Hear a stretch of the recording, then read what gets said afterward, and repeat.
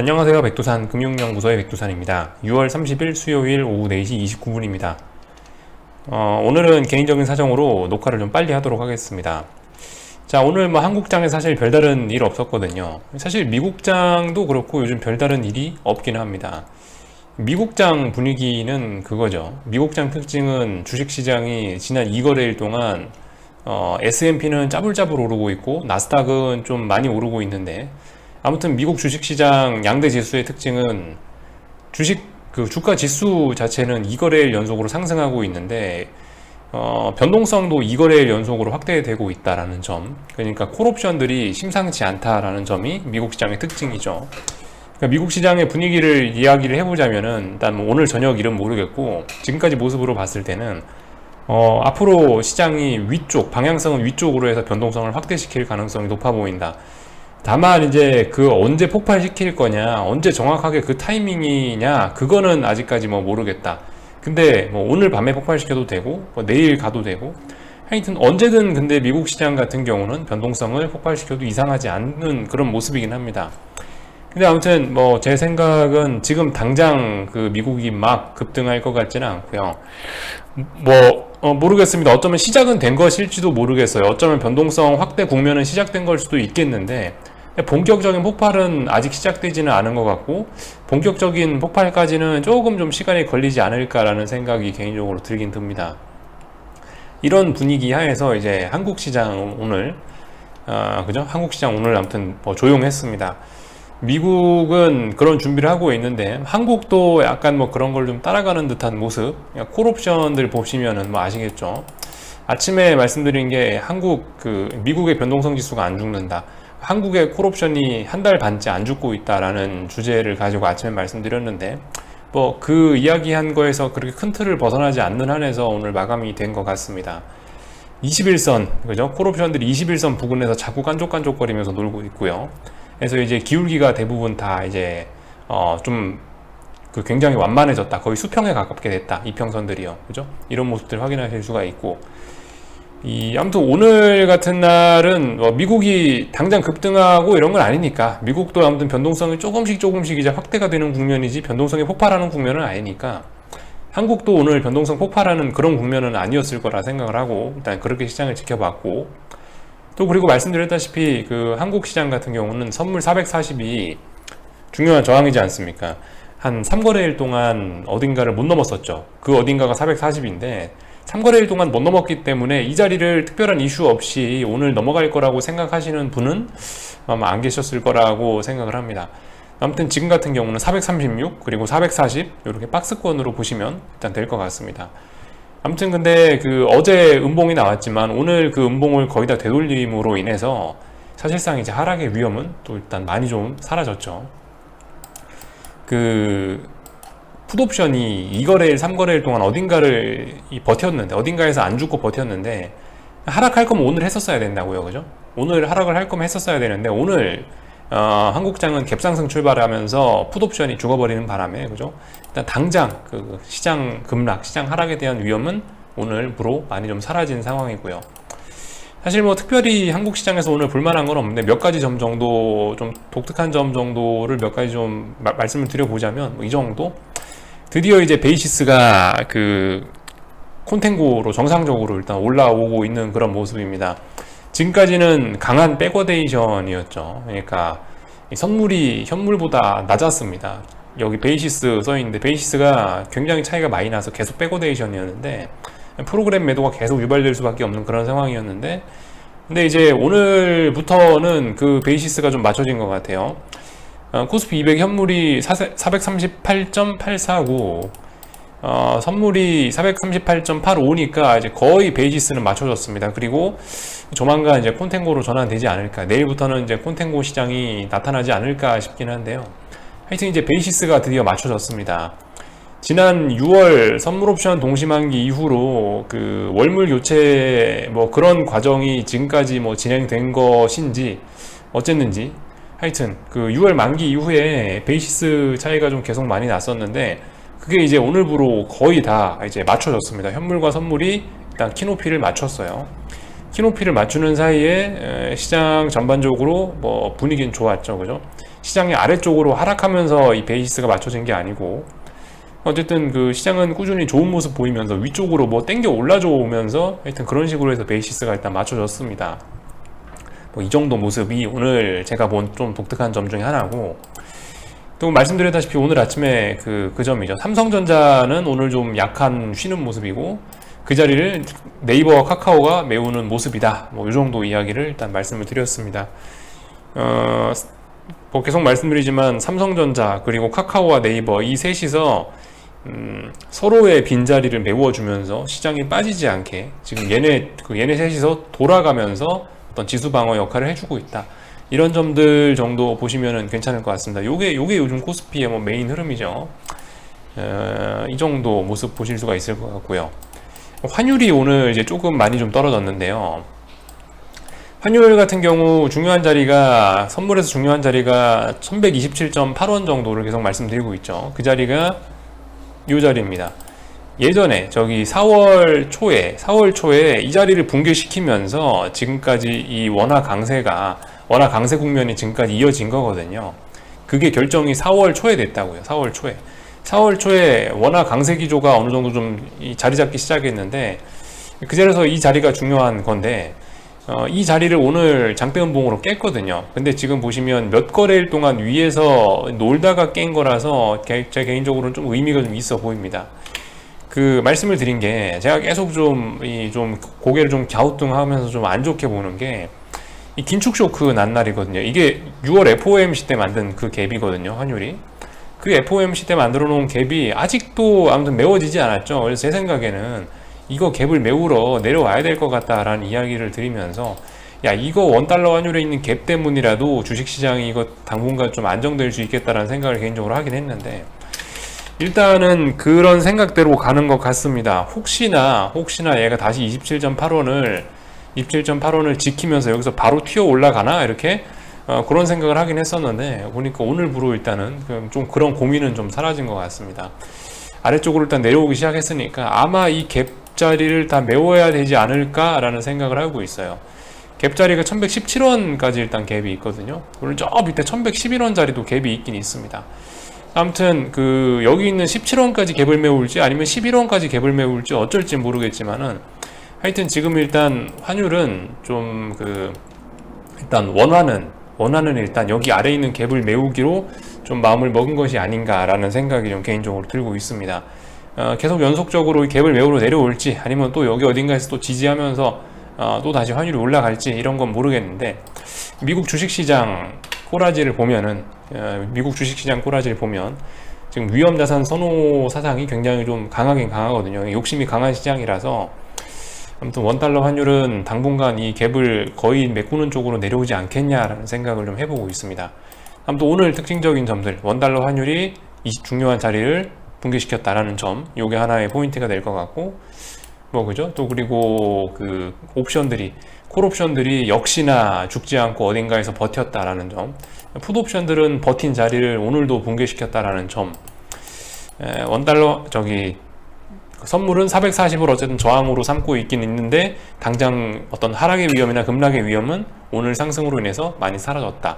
이 정도, 이런 점들을 좀 확인하시면 될 것 같습니다. 오늘 한국장 이야기는 뭐 여기 정도 드리면 될 것 같고요. 베이시스 맞춰졌다, 이런 이야기 정도. 요게 이제 오늘 한국장에서 제가 드리는 이야기들입니다. 오늘 아시아장 전반적으로는 분위기 괜찮았죠. 미국이 2거래일 동안 오르고 미국 콜옵션이 들썩들썩거리는 와중에 아시아장이 뭐 갑자기 급락하고 이런 일은 나타나기 힘들 거예요, 그죠? 그래서 아무튼 오늘 아시아장 전반적으로 뭐 분위기는 좋았다. 지금 뭐 전반적으로 봤을 때 중국이나 미국이나 뭐 다들 혼조한 모습을 보이고 있는데, 뭐 유럽도 그렇고요. 전반적으로 요즘 분위기가, 그죠? 뭐 어떤 그 직전 고점에 있는 뭐 저항 이런 거를 뭐 테스트하고 있고, 하여튼 뭐 약간 어쨌든 이 미국이 가장 탄력적으로 오르고 있고, 나머지 친구들은 이제 눈치를 보고 있는데, 미국이 워낙 이제 강하게 올라가고 있고 세상에 미국 콜옵션이 이제 들썩들썩거리려는 그런 지경에 이르렀으니까, 솔직히 좀 전 세계 주식시장에 좀 하방 경직성이 나타나는 것이 아니냐라는 생각을 뭐 해보고 있습니다. 아래쪽으로 빠지기는 좀 어렵지 않겠냐. 미국이 콜옵션이 들썩거리기 시작했으니까 미국 콜옵션들이 최소한 힘을 다 써가지고 상승 에너지를 소진하는 그런 그런 순간까지는 계속 최소한 전 세계 주식시장들은 하방 경직성 나오지 않겠냐. 모르죠. 뭐 어쨌든 이번에 미국만 오를지 뭐 다른 나라들도 11월처럼 뭐 그렇게 따라갈 수 있을지는 잘 모르겠습니다.